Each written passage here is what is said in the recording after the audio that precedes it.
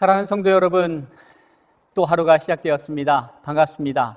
하나님께서 허락하신 토요일 새벽 이 아침에 하나님의 말씀으로 함께 교제하며 하나님의 뜻을 발견해가는 복된 시간이 우리에게 허락되었음을 감사하면서 오늘 사도행전의 말씀을 통하여 함께 은혜를 나누고자 합니다.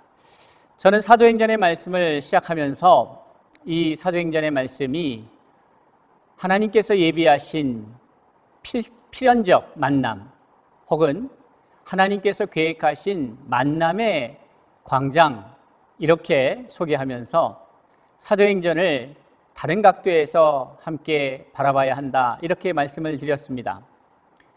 만남의 시작, 그리고 그 만남에는 크게 두 가지의 만남이 있다라고 말씀하였고, 이제 지난 시간을 통하여서 성령과의 만남이 그 무엇보다도 우선되어야 함을 말씀드렸습니다. 그리고 성령을 만났다는 것, 그것의 의미가 어떠한 것인지 또한 함께 나눴습니다. 성령을 만나고 나서 가장 변화되는 특징적인 요소는 무엇인가? 그것은 다름이 아닌 성령이 말씀하심에 따라, 혹은 성령이 말씀하게 하심에 따라 성령의 인도하심을 받는 것, 이것이 가장 큰 변화인 것을 말씀드렸습니다. 성령이 말하게 하심에 따라서 우리의 생각, 우리의 계획, 우리의 주장이 아니라 성령의 인도함을 받는다는 것이죠. 우리는 사도행전을 대할 때에 하나님의 사람들의 열정적인 사역, 그 열심, 생명을 내놓고 뛰는 그 열정들을 중심으로 보는 경향이 있습니다. 그런데 그것은 매우 위험한 접근이라 생각되어집니다. 왜냐하면 저와 여러분이 이제 사역 속에서 혹은 일상생활 속에서도 겪는 부분인데요, 어떠한 일을 시작하였을 때에 그 일에 빠지다 보면 이것이 내 열심인지, 하나님이 주신 열심인지, 이것이 내 뜻대로 가는 것인지, 아니면 하나님의 인도하심을 받는 것인지 종종 혼란스러울 때가 있습니다. 그것이 왜 그럴까 보면, 그 일을 시작할 때는 하나님께서 시작하게 하셔서 시작되었는데 일에 빠지다 보니까 하나님은 없고 예수는 없고 성령은 없고 나의 열정과 나의 열심, 이 일을 완수하려고 하는 그러한 욕구만 남아있지 않은가, 이런 생각을 해봅니다. 저도 목회 현장에서 주의 일을 충성스럽게 감당하기 위해서 몸부림치는 한 목회자입니다. 그런데 저의 삶에도 가만히 들여다보면 어느 때는 하나님의 뜻이다, 하나님의 일이다 라고 생각하면서 시작해놓고 어느 순간 그 일에 매몰되어 다른 것을 생각하지 않고 어떻게 해서든지 이게 하나님의 일이니까 이것을 이루어야 한다라고 하는 강박관념에 사로잡힐 때가 없지 않아 있는 것을 보게 됩니다. 문제입니다. 위험한 상황입니다. 그러다 보니 사람은 가는 것 없고, 복음을 전한다는 것은 어떻게 보면 사람 살리는 일 아니겠습니까? 사람을 살리고 사람을 회복하고, 그래서 하나님의 사람으로 그를 천국 백성으로 세워가는 것, 구원에 이르게 하는 것, 사망에서 생명으로 옮기는 것이 목적임에도 불구하고 그 하나님의 사역이라고 하는 그 된 전제를 앞세워서 그 가운데에서 사람이 상처받고 소외되고 아파하는 것을 외면하고 있는 모습을 보게 되는 것이죠. 위험합니다. 참으로 우리가 조심해야 되는 부분이라고 생각이 됩니다. 예수님께서 그렇기 때문에 제자들에게 사명을 주시면서 마태복음 28장 19절 이하의 말씀이죠. 가서 모든 족속으로 제자를 삼으라고, 가서 어디든 예루살렘이든 온유대든 사마리아든 땅끝까지 이르러서 가서 복음을 전하라고 말씀을 하셨지만, 그러나 분명한 것은 그렇게 될 때에 반드시 먼저 만나야 될 분이 있다. 반드시 너희가 나가기 전에, 그 사명을 가지고 달려가기 전에 반드시 거쳐야 될 과정이 있다. 그것이 무엇인가? 바로 아버지의 약속한 바 성령을 기다리라는 것이었습니다. 성령과의 만남이었습니다. 성령을 만나지 않으면 어떤 일이 벌어지는가? 내 뜻대로, 내 방식대로, 내 경험대로, 내 계획대로 일을 만들어 가려고 하고, 분명히 사명은 예수께 받았는데 분명히 주님께서 가라고 하셔서 땅끝까지 가서 복음을 증거하는데, 가서 모든 족속으로 제자를 삼으라고 하셔서 어떻게 하면 이 사람들을 제자로 삼을 것인가, 어떻게 이들을 섬길 것인가, 이런 등등의 명령에 따라서, 사명에 따라서 달려가고는 있으나, 그런데 문제는 그 가운데에, 그 과정 속에서 성령의 소리를 듣지 않는다면 그것은 나의 일이 되기 때문에 그렇습니다. 그것을 아셨던 주님께서는 너희들이 가기 전에, 예루살렘을 떠나기 전에 반드시 먼저 만나야 될 분이 있는데 성령이다 라고 하고 우리에게 일러주신 것이죠. 그래서 성령을 기다리라는 말씀을 듣고 제자들이 모여서, 마가의 방에서 모여서 열심히 한 마음을 가지고 구합니다. 무엇을 구하였을까요? 성령을 구하였죠. 왜냐하면 바로 그 한 이유 때문에 예루살렘을 빨리 떠나고 싶은데 떠나지 않고 있었습니다. 좋은 세상으로 나가고 싶은데 성령을 만나고 가야 된다고 했기 때문에 거기에 멈춰섰던 것이죠. 그리고 그 성령을 위하여 간절히 기도합니다. 마음을 같이 했습니다. 그리고 열흘쯤 지나서 드디어 성령이 임하였습니다. 놀라운 역사가 있었습니다. 그런데 그 놀라운 역사가 시작되기 바로 전에 어떠한 것이 먼저 시작되는가? 바로 앞에서 말씀드렸던 것처럼 성령이 말하게 하심을 따라 라는 말씀이죠. 자, 성령이 말하게 하심을 따라 말하기 시작하면서 이제 드디어 오늘 또 다른 만남이 시작이 됩니다. 이 또 다른 만남은 사도행전을 이제 이끌어가는 대단히 중요한 만남입니다. 성령을 만나고 그 다음에 또 다른 만남이 준비되어 있습니다. 그것은 바로 사람과의 만남입니다. 이것이 왜 중요하냐? 바로 사도행전은 이 두 만남이 계속해서 반복되는 것이죠. 성령을 만난 사람들이 단지 성령의 만남에 취해서 자기 만족에, 또는 자기 취함에 그 기쁨을 누리며 살아가는 데에 급급한 것이 아니고, 거기에 멈추는 것이 아니라 성령을 만난 사람들의 공통적인 역사는 무엇인가? 그것은 바로 사람을 만나는 것이었습니다. 어떤 사람입니까? 주님이 명령하신 것, 온 열방에 흩어져 있는 모든 족속으로 가서 그들에게 생명의 복음을 전하게 되어 있던 것이죠. 그래서 사람을 만나야 합니다. 그러니까 성령을 만난 사람들은 사람을 만나게 되어 있는 것이죠. 여기서 중요한 게 뭐겠어요? 사람을 만나기 전에 성령을 만나야 된다는 것이죠. 그래야만 성령의 이끌림을 받는다는 사실입니다. 그래서 오늘의 장면, 본문의 장면이 나오게 되는 것이죠. 바로 성령의 만남 속에서 이어지는 것이, 그 당시에 그 시점에서 예루살렘에는 많은 사람들이 몰려 있었습니다. 왜 그럴까? 바로 그때가 이제 유월절, 그 유월절 십자가의 사건 이후에 50일이 지난 77절이라고도 하고 오순절이라고 하였던 그 절기가 있는 지점이었기 때문에 그렇습니다. 그럼 왜 이때 사람들이 많이 모였을까? 그것은 신명기 16장 16절에 율법으로 이스라엘 남자들은 1년에 3번 주를 배워야 합니다. 하나님께 나와야 합니다. 그 어디 있든지 그렇습니다. 그렇기 때문에 이 절기에는 예루살렘의 사람들이 아주 북적북적대는 시기였죠. 신명기 16장 16절에 보면 너희 가운데 모든 남자는 1년에 3번 곧 무교절과 77절과 초막절에 내 하나님 여호와께서 택하신 곳에서 여호와를 배웁되 빈손으로 여호와를 배웁지 말고 라고 기록되어 있습니다.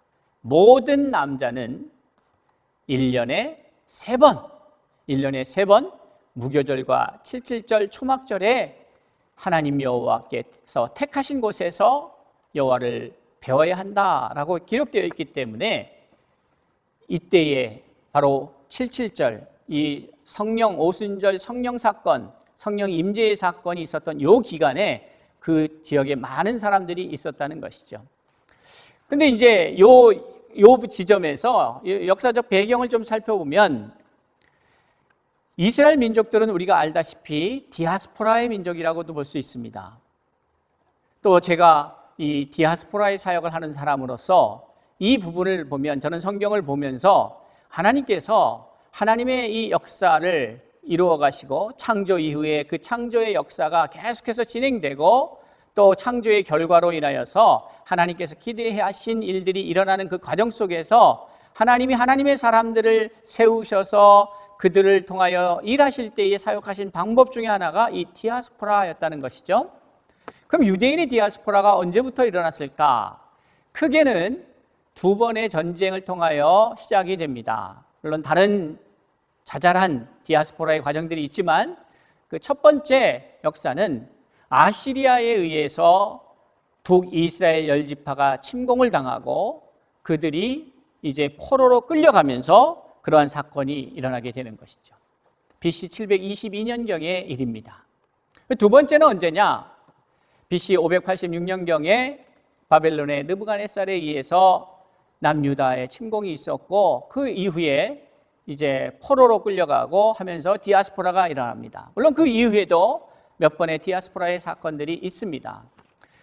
바로 이렇게 그때부터 꽤 오래전부터 이 시점으로 말하자면 이 당시 사도행전 2장의 시점으로 말하자면 약 700여 년, 600여 년 가까운 시간 전부터 디아스포라가 일어났다는 것이죠. 그러니까 많은 디아스포라들이 일어납니다. 근데 이제 여기서 이제 문제가 생기는 것은 1년에 유대인들은 3번을 정하신 곳, 여호와께서 정하신 곳, 예루살렘에 와서 성전이 있는 곳에 와서 배워야 하는데 포로로 끌려가고 또 그 이후에 다시 돌아온 사람들도 있지만 그곳에 정착하여 살아간 사람들 또 다양한 이유로 인하여서 디아스포라가 된 이 사람들이 이렇게 1년에 3번을 온다는 것이 어려워집니다. 그런데 그들에게도 예외는 아니거든요. 그래서 점점 시간이 지나면서 어떤 일이 벌어지냐면 이 말이 항상 3번이었는데 가능하면 많이 자주 오는 방향으로 이렇게 바뀌게 되는 것이죠. 그러니까 사람들이 6월절에 왔다가 한 50일가량 그 예루살렘에 머물면서 무교절에서 77절까지 이 절기를 2번 지키는 것을 또 이용했던 사람들이 생기게 된 것이죠. 그래서 예수님 당시에 십자가를 지실 때에 그 즈음에 6월절을 지키기 위해서 온 사람들이 한 50일가량을 머물면서 이때에 그 안에 있었던 역사적인 사건, 십자가의 죽으심과 그리고 탄압과 부활하심, 또 제자들의 상황, 이런 과정 속에 있던 사람들입니다. 그런 사람들이 이제 오늘 본문에 나오는 16개 지역에서 온 다른 랭귀지를 쓰는 사람들이 모이게 된 이유였던 것이죠. 자, 그러면 오늘 본문의 말씀 속에서 들여다보면 이제 사도행전 2장 1절로 4절에 성령이 임하여서 이들에게 변화가 일어나고 자, 그 이후에 시작된 사건, 그때에 경건한 유대인들이 천하 각국으로부터 와서 예루살렘에 머물러 있더니 이 구절을 제가 방금 설명드린 것이죠. 자, 그런데 이제 성령을 받은 사람들이 어떻게 변했느냐? 이 문장이 있기 전에는 어떤 일이 벌어졌냐면 두려움에 떨고 숨어서 성령을 기다리며 간절히 기도하고 있었던 상태였던 것이죠. 다시 말해서 예수 그리스도가 죽으시고 부활하셔서 제자들을 만나셨음에도 불구하고 그들은 여전히 두려움에 떨고 있었던 것입니다. 왜냐? 그 이유가 뭘까요? 두려움으로부터 자유케 되고 싶어도, 두려움으로부터 벗어나고 싶어도 왜 두려울 수밖에 없었을까요? 그것은 제자들만의 문제가 아니라 사실 오늘 이 시대를 살아가고 있는 저와 여러분의 문제이기도 합니다. 왜 이러한 문제가 벌어질까요?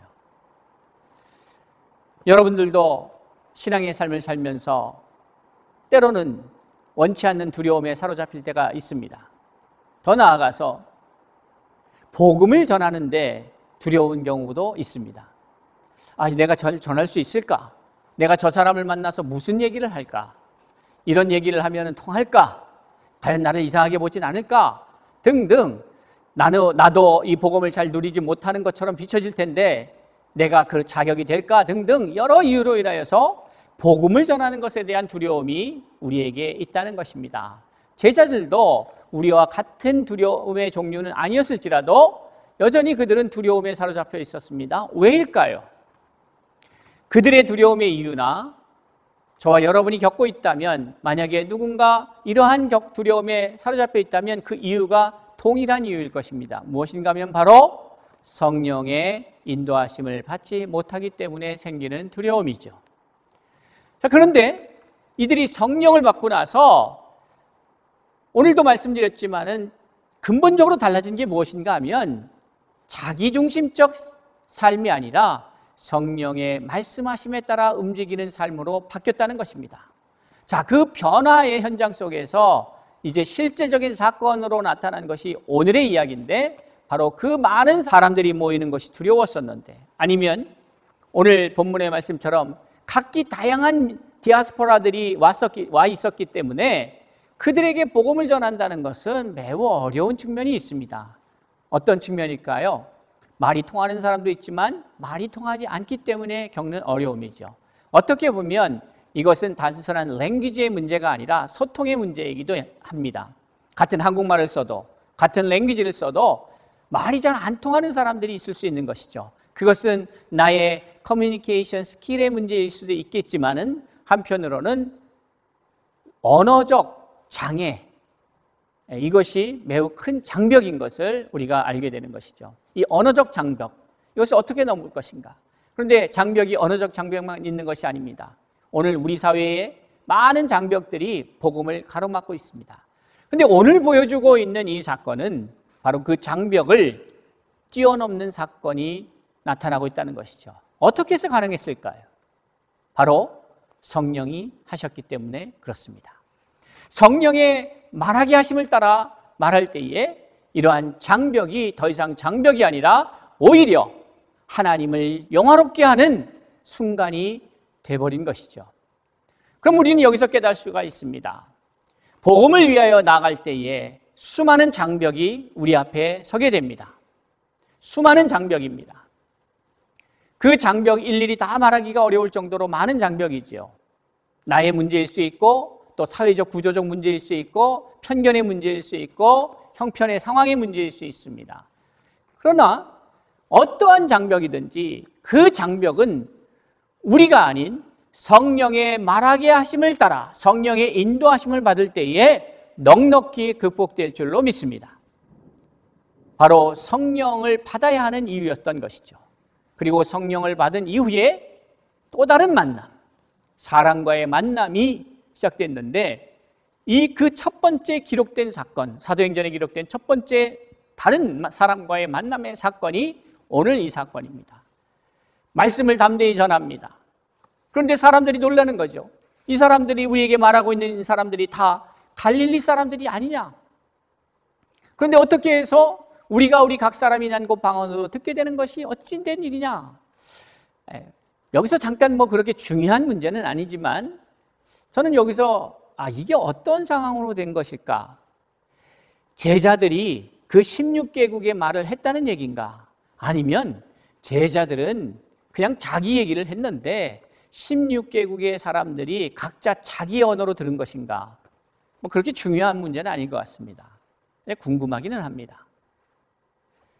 그런데 오늘날로 오면, 여러분 국제회의 같은 데 보면 한 스피커가 자신의 말로 이야기할 때에 각자의 언어로 듣지 않습니까? 마치 그런 것을 보게 되는 것 같은 것이죠. 어쨌든 놀라운 일이 벌어진 것이죠. 장애가 있었는데, 장벽이 있었는데 그 장벽이 더 이상 장벽이 안 되었습니다. 오히려 여러분, 그 장벽이 하나님의 위대하심을, 성령의 위대한 역사를 증거하는 증거가 되었던 것이죠. 매우 흥미롭지 않습니까? 저와 여러분이 생각하는 그 장애 혹은 장벽, 문제, 그것이 결국에는 어떻게 이어지는가? 그 결과에 따라서 우리가 하나님의 사람인가 그렇지 않은가, 일반인과 믿음의 사람과의 차이겠죠. 믿음 없는 자와 믿음 있는 자의 차이입니다.